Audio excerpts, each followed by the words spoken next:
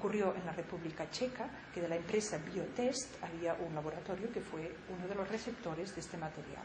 Uno de sus técnicos, de forma, parece, pues autónoma, como algo que le era posible hacer, pero que nadie esperaba que realizara, realizó una prueba extra de seguridad con este material de vacunación que les había llegado, antes de distribuirlo. Por tanto, antes de que nadie hubiera distribuido esta vacuna, este técnico de laboratorio lo que hizo fue inocular esta vacuna a unos animales que son, en castellano llamamos comadrejas o hurones, unos pequeños mamíferos que se utilizan desde 1918 precisamente para hacer pruebas con las vacunas de la gripe. Inoculó a estas comadrejas y murieron todas. Al darse cuenta de esta muerte inesperada, porque la vacuna inoculada a las comadrejas no debe de provocarles la muerte, entonces enseguida se destapó una alarma y fueron a comprobar a ver realmente este material enviado por la casa Baxter que contenía. Porque si contenía una vacuna era inexplicable que hubieran muerto todos los animales inyectados. Bien, esta comprobación lo que dio es que en este material enviado por la casa Baxter a estos 16 laboratorios, lo que coexistían eran dos virus vivos. Uno era el virus de la gripe aviar. El virus de la gripe aviar es el virus que apareció en 2005 y que fue causante de una gran mortalidad, pero que infectó a muy pocas personas. En todo el mundo murieron, también cito de memoria, pero alrededor de 250 personas de este virus. Pero las personas infectadas, que se sepa, murieron un 60%, es decir, que se murieron 250, quiere decir que en todo el mundo se infectaron solamente pues 600, lo que sea el número exacto. Por tanto, la mortalidad de este virus es muy alta, pero su infectividad es mínima. Este estaba mezclado con un virus de la gripe estacional, que como sabemos todos tiene una mortalidad muy ínfima, o sea, inferior al 0,01%, inferior al 1% de mortalidad, pero con una gran contagibilidad, ¿no? Bueno, que se contagia mucho, con una gran infectividad. Si tú mezclas estos dos virus, lo que estás haciendo, y luego lo distribuyes a miles de personas, estás maximizando la probabilidad que estos dos virus se unan, que estos se recombinen y aparezca un virus nuevo que sea a la vez muy letal y muy capaz de infección. Esto es así, este virus estaba, esto la casa Baxter lo ha aceptado, no ha dicho no, esto no es verdad, esto lo ha dicho Jane Burgermeister o quien sea, pero esto no estaba ahí, esto está aceptado oficialmente por la casa Baxter, que en el material, en el entero, no en una parte en la que llegó a la República Checa, en los 72 kilos de material había virus vivos de la gripe aviar mezclados con la gripe de cada año. Esto es así, esto es el dato. Entonces, ¿podía haber ocurrido esto por casualidad? Lo primero que se debe decir es que es extremadamente poco probable. Y esto lo digo simplemente porque en ciencia decir imposible, pues no lo decimos nunca. ¿Qué quiere decir extremadamente poco probable? Bueno, pues que estos laboratorios que operan con este tipo de virus tienen los bioniveles de seguridad, ¿no? Y el nivel de seguridad 3, que es el máximo, que es el que debe aplicarse en este laboratorio, hace que uno, bueno, pues si hablamos en ciencia de probabilidad, con lo conocido, la probabilidad que esto ocurriera casualmente, pues es ínfima. No solamente por eso, no solamente porque cómo podemos explicar la mezcla de dos virus distintos, sino porque la vacuna de la gripe, como es sabido, es una vacuna de virus atenuados. Esto quiere decir que ya es normal que en la vacuna de la gripe haya virus vivos. Esto no es una excepción, pero atenuados quiere decir que deben pasar por un tratamiento de radiación. Estos virus que hallaron en la República Checa y en todo el material de Baxter no estaban atenuados. Por tanto, la casualidad, por decir así, bueno, pues por eso digo que científicamente no se puede decir, o simplemente por prudencia humana, ¿no?, que es imposible al 100%, pero que quede muy claro, es importante, lo poco probable que es un accidente en estas circunstancias. Pero en todo caso, bueno, pues esto ocurrió y esto está bajo investigación.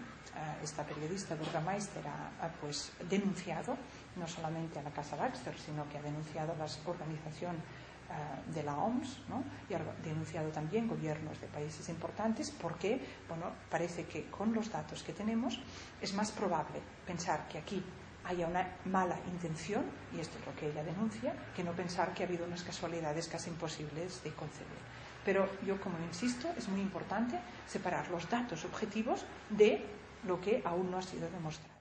Porque yo creo que lo bueno de este vídeo o de esta información que estamos haciendo es que llegue a cuanta más gente mejor, y que llegue a personas que, sobre planes de que haya una élite en el mundo que quiera que desaparezca parte de la población o incluso mucha población, de que todo esto diga, pero ¿esto de dónde viene? Esto es ciencia ficción, esto no lo he oído nunca. Entonces, yo sé que hay personas que esto lo están estudiando desde hace tiempo, pero yo desearía que mi mensaje llegara a alguien que dice, oiga, mire, yo de todo esto no sé nada, pero yo acabo de oír que aquí hubo un laboratorio que envió una vacuna contaminada y que resulta, esto no lo habíamos dicho, pero es así, que es uno de los laboratorios que está responsable para hacer vacunas de la gripe este año. Bueno, pues esto de momento ya me justifica a mí para decir, yo una vacuna de esta casa, hasta que no se aclare por qué le pasó esto de la contaminación, yo no la deseo para mí, para mis hijos, ni para nadie que yo pueda tener influencia. No sé si me he explicado en este punto, porque yo creo que dejarlo ahí para mí es importante. Y pasaría entonces a la segunda irregularidad, porque hay otra que aún es más escandalosa que esta primera. La segunda irregularidad es la siguiente. Esto ocurrió en febrero, esto que he contado de la Casa Baxter. También he dicho que el 17 de abril fue el primer diagnóstico de casos de la gripe nueva. Pues bien, el día 29 de abril, o sea, 12 días después de que se descubrieran estos dos primeros casos, ocurrió que, Margaret Chan, que es la directora general de la OMS, de la Organización Mundial de la Salud, que depende de la ONU, apareció públicamente y lo que dijo fue que había un estado de alarma, de alerta mundial de nivel 5 para la prevención o de una pandemia. ¿Qué quiere decir esto? Esto quiere decir que el nivel 5 es el nivel ya más superior y después del 5 solamente está el 6 y el nivel 6 quiere decir que ya está la pandemia, ¿no? El nivel 5, lo que significa una pandemia, pues ¿cómo pudo? Podemos preguntarnos, la doctora Chan y toda la Organización Mundial de la Salud, ¿cómo pudieron declarar una pandemia? Porque, esto no lo he dicho, pero en el 29 de abril dicen nivel 5 y un mes y medio más tarde, solamente un mes y medio más tarde de la aparición de los primeros casos, que fue 17 de abril y ahora hablo 11 de junio, el 11 de junio Margaret Chan dice nivel 6.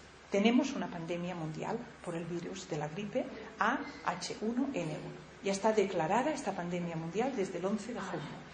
¿Cómo pudo haber declarado una pandemia mundial la OMS teniendo en cuenta que este virus tiene una infectividad o una mortalidad inferior al virus de cada año? Entonces, ¿cómo es que no hay una pandemia cada año?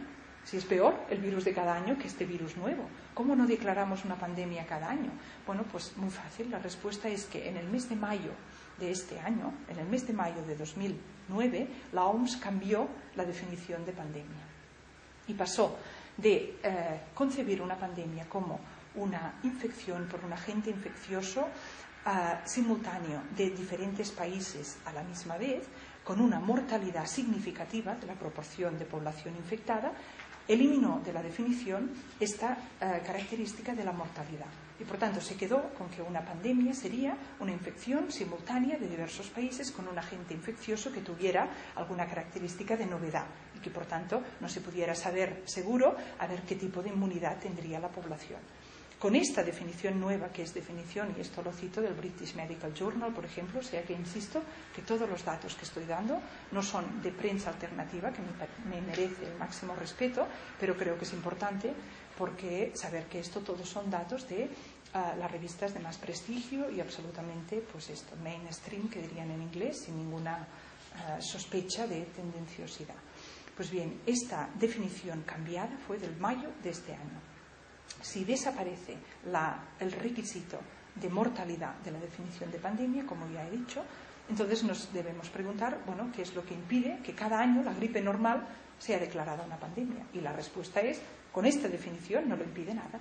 Con esta definición, esto que estamos viendo ahora, esta inversión que ahora iré a las consecuencias políticas, que es de hecho donde quería llegar, todo esto que está ocurriendo ahora, que parece que se justifica por su carácter de excepcionalidad, con la definición nueva, de excepcional no tendría nada. Así estaríamos año tras año, como mínimo por la gripe, para no hablar de otras enfermedades que tengan las mismas características.